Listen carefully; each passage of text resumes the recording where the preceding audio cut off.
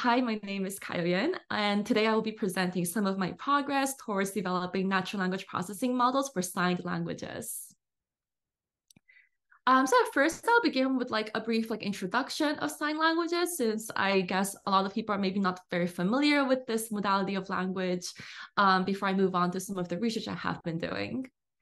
So to begin, sign languages are fully fledged natural languages, and they are expressed through hand shapes and movements, as well as other cues such as facial expressions and body positions.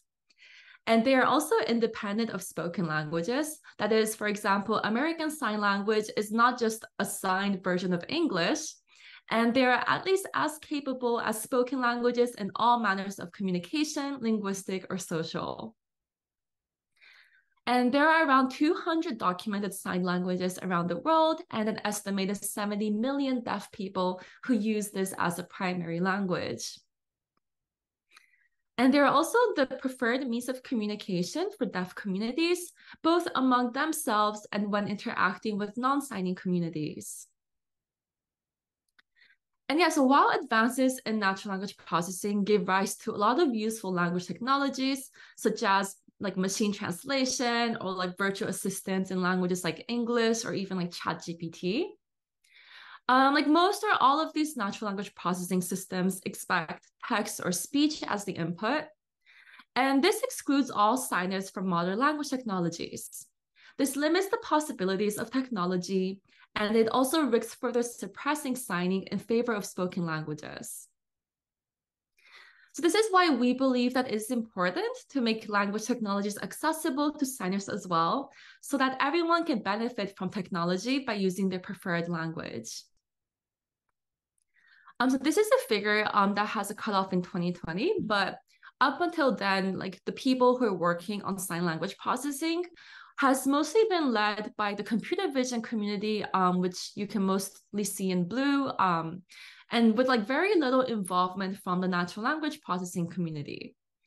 And this is not so unreasonable, given that even a decade ago, we lacked the visual processing tools to handle the sign language videos before we could model the language further. But however, current sign language processing techniques, they often fail to address or leverage the complex linguistic structure of signed languages. And this leads us to believe that the tools and theories that are used in natural language processing can be crucial to process signed languages. And given the advances in computer vision that enables us to process videos, we argue that now is a good time to incorporate linguistic insight into signed language modeling as well. We wrote a call to action paper, which was sort of call to action for the natural language processing community to sort of get involved with the sign language research. And one way that we suggested this was to develop some of the known NLP pipelines for sign languages, which can help us better understand how to model them. And we believe that even though signed and spoken languages are expressed in different modalities, they both express the grammar of natural languages, and the fundamental theories of NLP can be extended to signed languages. Which is why we thought that the first step that we should take into approaching sign language processing is to develop the core NLP tools for sign languages, such as part of speech taggers or co-reference resolution, named entity recognition. And these are all valuable tools that have often laid the foundation of higher level NLP systems. However, one significant challenge in building NLP models for sign languages is that to train useful models, we need large enough data sets that can also accurately represent the real world. However, here I have a graph of a taxonomy of language resources. And sign languages, they fall into the corner, close to zero, which means that they have both a lack of labeled data and unlabeled data. And this places all signed languages in the class of languages with the lowest resource. And obtaining sign language data is also especially difficult because, first of all, we don't have a lot of sign language video in the wild. So we can't just scrape the internet as we have done for English. And data collection also requires significant efforts in recruiting and recording the right people. as well as annotating these data, it also requires a very specific set of knowledge and skills, which makes recruiting and training qualified annotators very challenging. And collecting and annotating signed language data is a laborious task, which can take up to 600 minutes of data collection and annotation to obtain just 1 minute of labeled data. This is why with the current resources that we have, we're unable to develop our models on data that can fully capture the complexity and the diversity of signed languages. And I'll touch on this like at the end of the presentation as well, but I think we're still very far from having like a GPT-like large language model for signed language. And another challenge that I will be talking about today is that sign language processing often relies a lot on spatial dependencies. So to illustrate that, in several sign languages, the signing space, which is the three-dimensional space in front of the signer, is used to produce signs, and it's also heavily exploited in a grammatical manner to like establish references, relations, and grounding of entities. And so as a result, the meaning of many signs are not stable, and it highly depends on the history of the conversation and like where the sign was produced in the space. So this is why we also need to be able to model the spatial discourse to process these signs. So in this talk, I will present two of my works to overcome the challenges that I just mentioned. And first, to address the data scarcity issue, I will talk about my work to perform data augmentation for sign language translation. And then to process ambiguous signs in spatial context, I will talk about coreference resolution for what's called pronominal indexing signs, and I'll explain this later. So first, I will talk about our data augmentation work, which was done in collaboration with Amit Moryosev, Graham Newbig, and Yoav Goldberg. And this was first presented at the Automatic Translation for Signed Spoken Languages workshop in the summer of 2021. So sign language translation, the current pipeline that people usually approach this by is often to decompose it into two steps. So first, we have what's called continuous signed language recognition, where as the input, you take a video of a person signing, and then you'd extract glosses from the video, which corresponds to a sign-by-sign transcription of a signed sequence. So here, like you see the arrows that point to like all of the sign that was produced in the video. And then, of course, like these glosses, it doesn't form a natural English sentence. And again, like the syntax and the word order of American Sign Language and English is different, for example. So a second step translates the gloss sequence into the target spoken language by like adding the right word order and other grammatical features and morphology. However, sign language data is often scarce or even non-existent, where existing sign language data sets that have these gloss annotations and these spoken language translations, they usually contain like between 800 and 60,000 sentences, which is like far low in comparison to like what we have to train like English to French translation models, for example. So in this work, we first try to quantify how the relationship between a sign and spoken language pair is different from a pair of two spoken languages. And then we leverage what we learn about signed and spoken languages to design methods that can synthesize pseudo-parallel examples of sign language gloss and English text or like target language text. So we started with a hypothesis thinking that the relationship between the glosses from sign languages and their spoken counterparts is different from the usual relationship between two spoken languages that you would usually translate between. And so to verify this empirically, we first measured the lexical similarity and the syntactic similarities between different languages.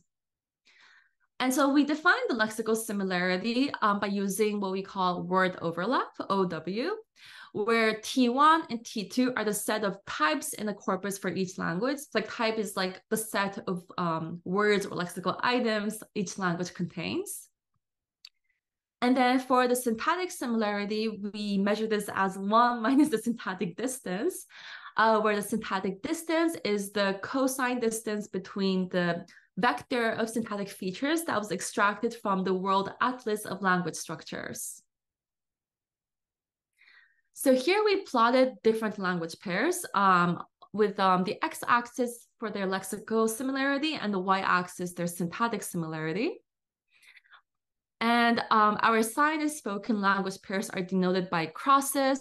So like these are like pairs where like one language is a sign language and the other language is spoken language. And yeah, like in this graph, we can see that these signed spoken pairs are indeed outliers in the plot, since they tend to have low syntactic similarity, but high lexical similarity. So in order to leverage this finding, and to address also the syntactic divergence of signed and spoken languages, we designed the following strategies for data augmentation. So first, we take a spoken language sentence from a monolingual corpora, and this is something that we can get almost like an unlimited amount of, right? And then like to transform the sentence into the like the parallel gloss text pseudo pair, we first remove all stop words and punctuation from the original sentence by using an off-the-shelf NLP analysis tool. And we also randomly drop some of the words as well. And finally, for the words that we have remaining, we lemmatize the words, which is like stripping away the morphology of the word and just getting like the basic stem of the word. And then we shuffle the words. So for this, we have two methods that we use. So either like we do a random shuffle, or we also create heuristics that are based on like the language specific syntactic rules. And we will be discussing the differences between these two rules later. So now to test whether our strategy for data augmentation can indeed help translation, we experiment with two low resource gloss-to-text data sets. So the first resource, the National Center for Sign Language and Gesture Resources data sets, that's a mouthful. It's a data set of American Sign Language to English translation. And then the second data set, the RWTH Phoenix 2014 T data set, is translations of German into German Sign Language. And as you can see, both of these data sets have less than 10,000 examples. And then now I will describe the training procedure that we have used for our synthesized and real data. So first, we train a neural machine translation model only on the synthesized data until convergence. So this is like the pseudo-parallel pairs that have been created from like the monolingual spoken language and then transformed into a synthesized gloss text. So this is the first model paradigm. And then we fine-tune our model on both synthesized and real data that was sampled 50-50 from each distributions. And then we also make a model where we fine-tune the model only on the real data. So here we have the results for our different models using different numbers of real data for fine-tuning to simulate varying degrees of data scarcity. So in the x-axis, you can see how much real data was used to train these models. And the baseline model is in blue on the plot, which is the model that was not used any synthesized data, so just a model that was trained on the data that was available. And then in orange, we have a model that was trained on back-translated data. So this was like a technique that people often use in machine translation, where let's say like you want to translate from English to ASL, then you use a model that goes from ASL into English to like get the data that you want like in parallel. So that's like another baseline that we used. And then in green and red, we have the models that have been trained on our synthetic data, where the green model is the model that have been trained on data that was generated using random shuffling.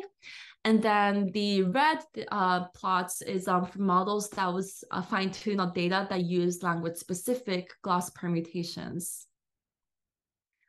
So first we can see how back translation is not very effective, especially when we are in extremely low resource settings.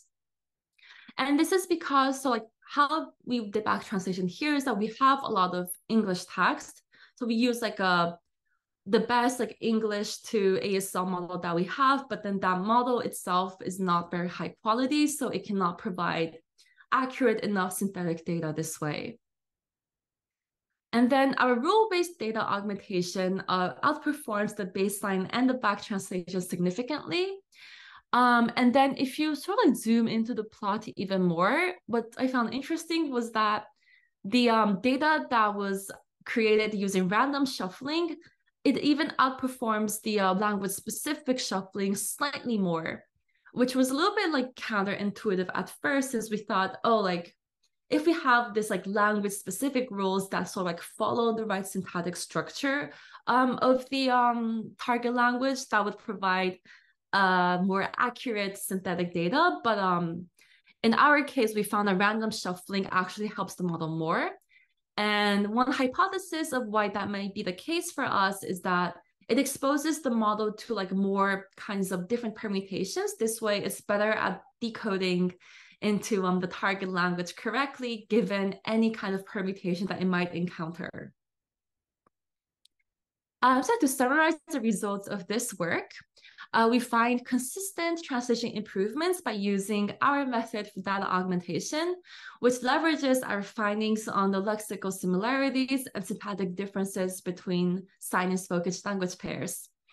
And we think that because we don't have a lot of sign language data, but we do have a lot of text online, that data augmentation by leveraging a lot of monolingual spoken language data could be a promising approach.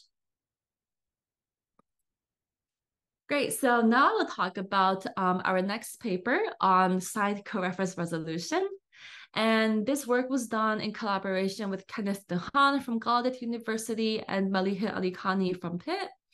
And this was presented at the EMNLP conference. So to begin, I will describe what is co-reference resolution. So this is a pretty like traditional task in natural language processing, where you want to identify all references that point to the same entity, so like the same person, for example, within a discourse. So in this example, like I and me in purple, they refer to one entity. Alice and she, they're a second entity. And then Bob and he is a third entity. And co-reference resolution is a critical component of natural language understanding, as well as any high-level applications, including like machine translation, text summarization, etc. Yet, the co-reference resolution before this work was completely unexplored for signed languages, as far as we know. So in this paper, we sort of took a first step at exploring the task of co-reference resolution in signed languages. So to sort of like explain how signed language, notably ASL, uses like pronominal pointing signs and like pronouns. So sign linguists generally recognize the existence of signs that serve a function that's similar to pronouns that we use in English. And they saw this in like various signed languages, but our work is mostly centered on ASL. So how this works is that the reference of the pronominal signs, they are established in the signing space. So you like assign like a location in the space to a certain person. And then when you use these pronouns, you point to the space of the location that you assigned to the person, instead of like signing their name over and over again. And you can also like point to like the actual location of the referent if they're in the same room. So for I, like I would point to myself, you is you. If like someone is standing here, I will point to they. And it can also be like an abstract location, or what we call a locus, which is like a particular abstract point in the signing space. So like it could just be like a point here, which I will call like Raymond, and then I'll like point to that space to refer to him. So to give an example of how this works in practice, here you have a video stream of somebody signing the sentence, I saw Alice and Bob, she saw me, but he did not. So how the signer does this is at first, the two characters, Alice and Bob, they're introduced by spelling out their names. So like the signer would spell out like Alice here on the left and then Bob on the right. This way, like when the signer says she saw me, he points to where he signed Alice first. So that is she, and then she saw me, but then he not. This way, the signer does not need to like consistently like finger spell Bob and Alice over and over again. So yeah, so here you see like the two pointing signs that are used as pronouns. And so this saves the signer a lot of time and effort. And it's also like quite clear for the person looking at them, like what they are referring to. And this is similar to how she and he are used in English to refer to like these two characters. But the difference here is that in sign languages, the visual space is heavily exploited to make the referencing clear. So as a result, the meaning of these pronominal pointing signs, they're not stable, and they highly depend on the context and where the sign was produced. So this is why co-reference resolution is necessary in order to know what these like pointing signs are actually referring to. And to better understand the complexities of pointing signs, we can also try comparing pointing signs to pronouns in spoken languages. So here are like some of like, I guess, like what makes like pronouns more difficult or pointing signs more difficult to process. So for instance, English pronouns such as he, she, they carry some meaning of their own. So if you remove them from context, you can still know like the gender or the number of the person that they're referring to. However, for pronominal pointing signs, we always like use the same hand shape. So if you don't have the context I'm pointing here, then you can't really infer anything about the person that the sign refers to. But then on the other hand, the same pronoun she can refer to two or more distinct entities at once. Like you can have a paragraph, like, or here, for example, like, my mother never liked Alice. She thought she was up to no good. Then the same word she is used to refer to two different people. But so we need to use context to sort of know that, oh, the first she probably refers to the mother, and the second she refers to Alice. But then in sign languages, usually one locus that was assigned to a person only refers to at most one person at a time. So there's slightly less ambiguity there. But then another caveat is that although like one locus is only assigned to one person, the same locus can be reassigned to different people during the discourse. So for example, like the locus here refers to Alice first, but then the signer can like reassign this locus to Bob later by signing like Bob and then pointing here. So like it's dynamic and it changes throughout the conversation. And a signed entity can also be and then like one person can also be assigned several different locus as well, which also increases the complexity. So to give an example, let's say like here we have the store, here we have home. I hope people can see my camera, by the way. And so like Bob is in the store, but then Bob returns home during the conversation. So now the locus for Bob is at home instead. So this sort of like illustrates all the complexities and the considerations that models have to take in order to handle these like long-term dependencies over time and over space to detect and keep track of when like there's an assignment in entities and locus and where there's a change in the assignment as well.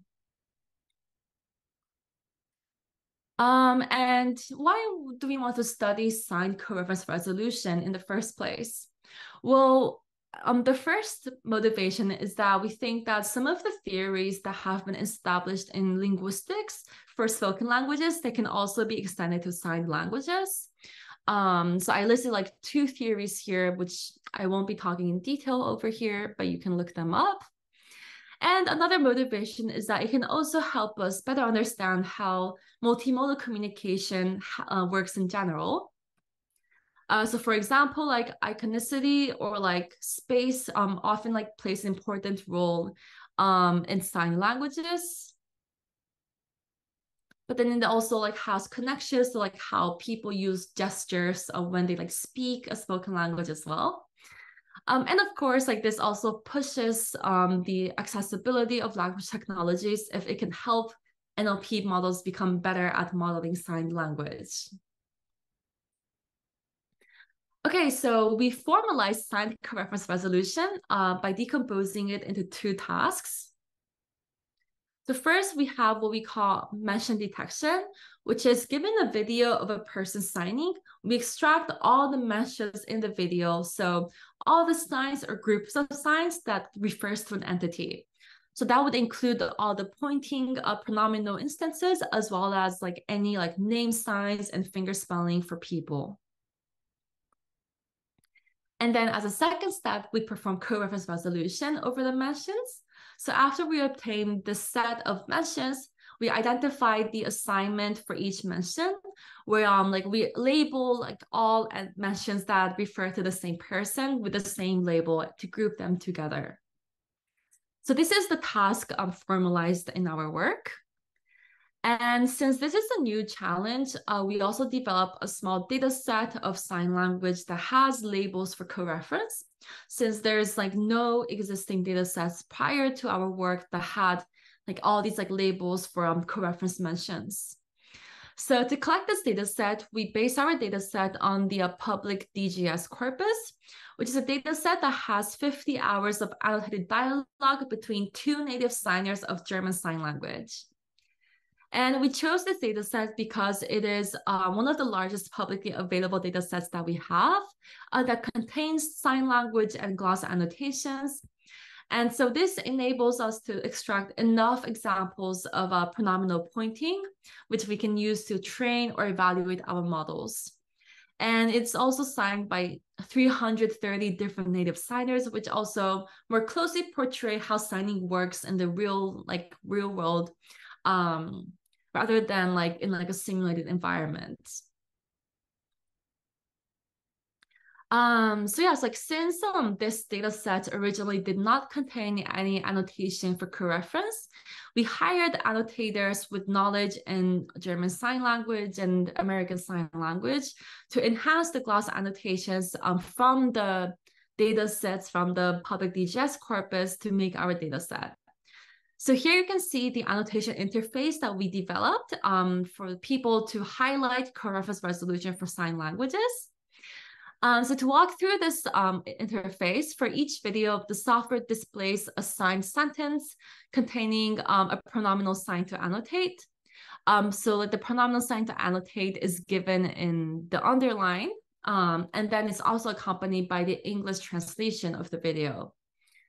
And because co-reference can often span several sentences, so like the entity or the person that the sign refers to can be established from like 5 sentences ago, we also give the context of the current sentence in our interface. And the annotator can also look at the video and play the video of the phrase being signed along. And annotations are submitted by highlighting all the glosses that also refer to the same person, or not even a person, but the same entity. So in this example, index refers to Berlin that was first introduced in the previous sentence. And this like pointing sign after Berlin also establishes the same like co-reference mention, so that is also highlighted.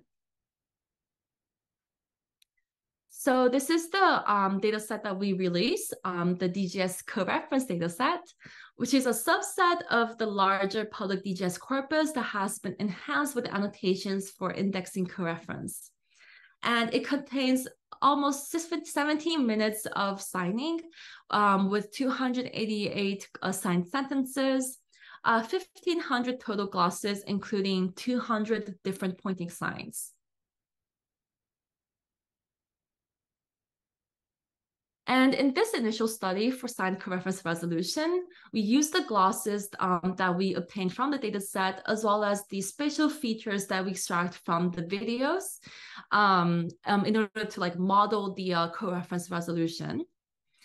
And so in our approach, we modeled the document, so like the conversation of people in German Sign Language as a directed, labeled weighted multigraph, where the glosses for each sign are the nodes of the graph. And then we construct the edges by using heuristics to like by the seeing whether they verify a set of rules that we will later mention. So like we construct edges between two mentions if they verify a certain relation.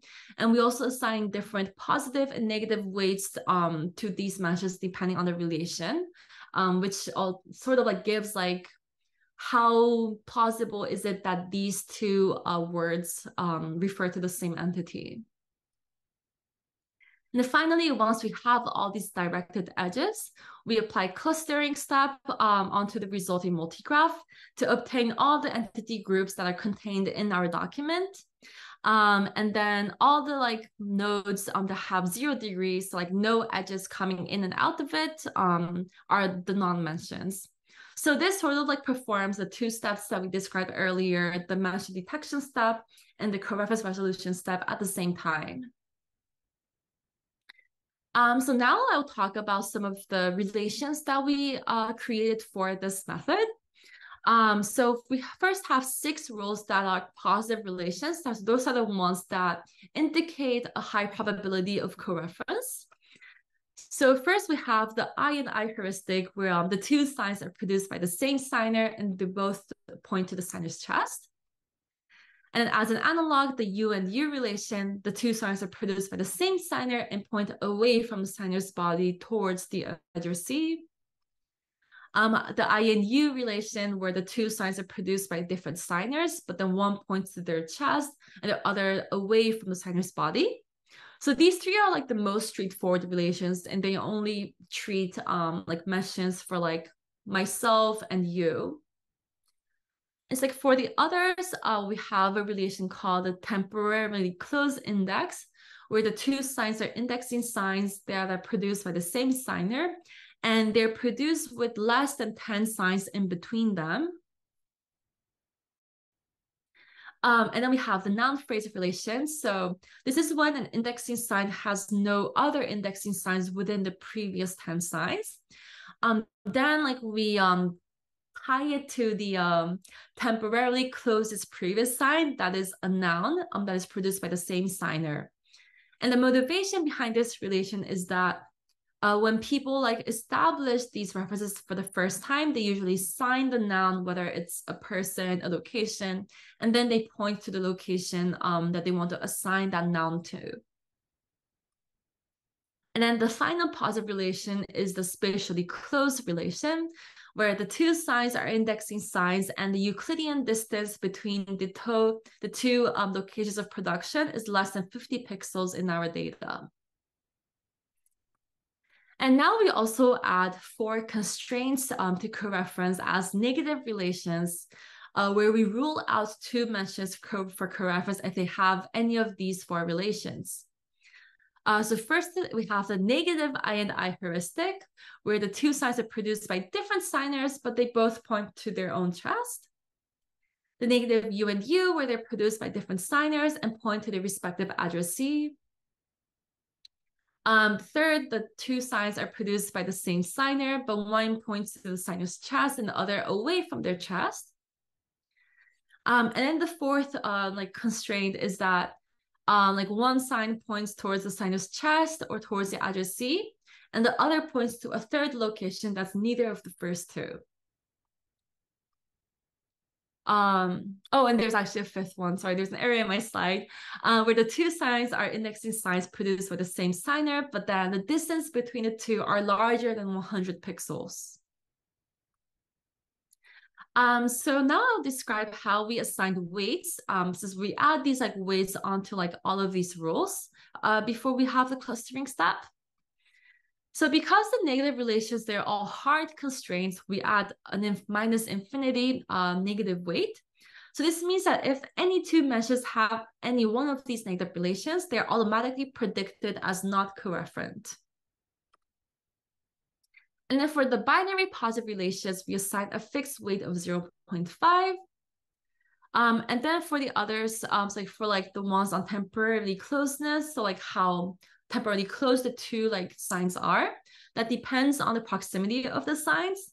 So if like the two signs have t signs in between them, where t is less than 10, then the assigned weight is 10 minus t over 20. So like intuitively, we put the range of weights between 0 and 0.5, and the closer they are, the higher the weight is. And then we do like a similar thing from the spatial relations as well. So if the Euclidean distance between the sign is s, then the weight is given by this equation here. But here we make the range between 0 and 1 for the weight. So if the two signs are like very close and like have no signs in between them, then they have a weight of 1. And the motivation behind that is to assign stronger weights to signs that are spatially close rather than temporarily close, based on the hypothesis that referencing in sign languages is mostly grounded in space rather than time. And for clustering, we apply one nearest neighbor search to the multigraph that we construct using the rules as described. And this identifies the co-reference signs. So for every sign, we say that it is a mention if it has at least edges to another sign, and the sum of these edges is strictly positive. And then we say that the sign is co-referent to this, the other sign whose like sum of edge weights is maximal to the sign. I hope that makes sense. And we evaluate our system on metrics that are commonly used for co-reference resolution in spoken languages, which we use like the MUC index, the B cube, and the CFE metrics. I won't be describing the metrics in detail, but these are like metrics that we have been using for English co-reference resolution, for example. And overall, like we achieve a high like mean F1 on all the like signs with the I and U.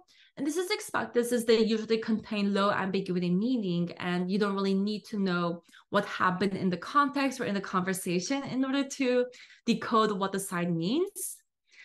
But then you see that like for all the other signs where the model has to keep track of the spatial coherence and discourse and resolve the different loci, we achieve a quite a low mean F1. And this shows that there's still a lot of room for improvement to disambiguate the third person indexing signs.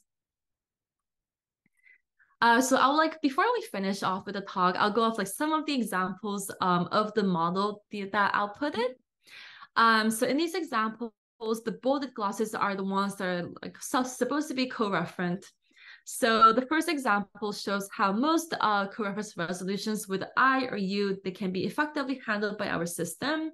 Here you see like the arrows that our model draws for the graph construction. And then the second example shows that the model can also detect the introduction of a new referent, like the name and index, into the signing space if they're produced close enough. And in the third example, we see how the model can successfully resolve two indexing signs that are co-referent. So they're both temporarily and spatially close. But then here we have like an example of a negative output from the model, where the model cannot identify Hamburg as being introduced as a new referent. And what happened here is that it actually like resolved the second indexing sign to the first indexing sign because it was temporarily and spatially close. And so like it gave it a higher weight instead of resolving correctly to Hamburg. So in general, the main weakness of our model is to choose correctly between like a co-reference candidate that is another like pointing sign versus an introduction of a new referent. So we believe that like maybe having a more sophisticated system that can model the deeper semantics of the sign phrase is needed for this task. So to summarize the talk, first I gave an overview of why we believe that it's important to construct language technologies for sign languages, but we face two challenges among many others, where the first challenge is that the sign language data is very scarce and hard to obtain. And to mitigate that, we propose data augmentation using monolingual spoken language data as one way to address this issue of data scarcity. And then the second challenge in sign language processing is that a lot of the signs rely a lot on spatial context and spatial grounding. And so to take like a first initial step at this, we introduced sign co-reference resolution as a new challenge, and we propose an unsupervised model for this challenge. And before the Q&A session, I also wanted to share like some of my recent playing around with the GPT-4 with vision model. I was very excited when I saw that GPT-4 had vision now at first. So I was like, oh yeah, like let's see if it can like look at ASL data and know what it is. So this is the first thing I asked, like what is this ASL sign? And the model actually gets this correct. It tells me, it's like, yeah, it's the I love you sign in American Sign Language. It even explains the etymology behind the sign. So I was very impressed. But then I also like asked it like other simple signs. So like this sign means name, but the model says, sorry, I cannot help with that. And then I asked them like, oh, like what does this sign mean? It means thank you. And here the model like hallucinates, or like it's even like almost gaslighting me into saying that it means name in American Sign Language when that's not the case at all. So this sort of like goes to show that yeah, like I think ChatGPT is good at like the I love you sign, so that's the single most common sign on the internet, but not very accurate for other very basic signs. And it got even worse when like I asked DALL-E to produce like sign language images. So here I asked it to produce I love you in ASL, but yeah, it like the hand shape is wrong. And I asked it again to produce I love you. It gets it like right for some of them, but then in the middle, it has a hand that has 6 fingers. So yeah, this sort of like shows the amount of progress that even large language models have to make for sign language understanding. And it gives me hope that there's like still like a lot of work to do in this regard. And yeah, so like I'm very excited to share the progress in this work with you all. And I hope to see like more progress coming out in this direction. Yeah, so thank you so much for your attention, and I'm happy to take questions now. Kayo Yin, merci beaucoup pour cette présentation ce midi, très appréciée. Je pense il y a eu une ou deux questions qui ont émergé pendant la discussion. Alors, on peut se les lancer, ça va donner le temps à ceux qui veulent en poser d'autres aussi de se manifester. Je rappelle, en fait, utiliser l'outil QR, là, tout simplement. Je pense que c'est le chemin le plus direct là, pour poser vos questions. Alors, la première, en fait, une question double, on va aller avec la première moitié. Donc, la personne dit, when collecting video data containing sign language, is it essential to hide in videos of the face of the person? Imagine then we have 80% on men's and 20% on women's. If we don't mask the face of the person, that could engender more generalizability of model for men's over women's or some gender bias. Yeah, that's a very great question. And first of all, that's true. Like when we're collecting sign language data, we want to make sure that the demographics is like also well included. So like we don't only like collect data from like, as you said, 80% men, and then like who like maybe like come from like a privileged background, or who are like, yeah, or who are like of like one ethnicity. So like that's like, and then I think like even hiding the face is maybe not gonna be the solution for that. It's like you want the data to be balanced, and I don't think there's gonna be a shortcut to sort of overcome this like bias in the data by like hiding the face. Since like first of all, like there are like some social linguistic studies that show that like men and women like might have like slightly different language use. If we think about like real life applications, then we also want the model to be able to like recognize different people's faces, regardless of their gender or other presentations. And another thing that I want to mention is that there's a lot of like accents and linguistic diversity in sign language as well. So for example, in American Sign Language, there's also like an African American Sign Language as well, which is like a different, like almost dialect. And so if we're collecting ASL data, we want to make sure that like we have people like who use like the African American Sign Language, as well as like other like types of ASL, maybe like academic ASL, and then like people who use like more casual ASL, like all sorts of backgrounds. So that's a very important consideration to take, I think.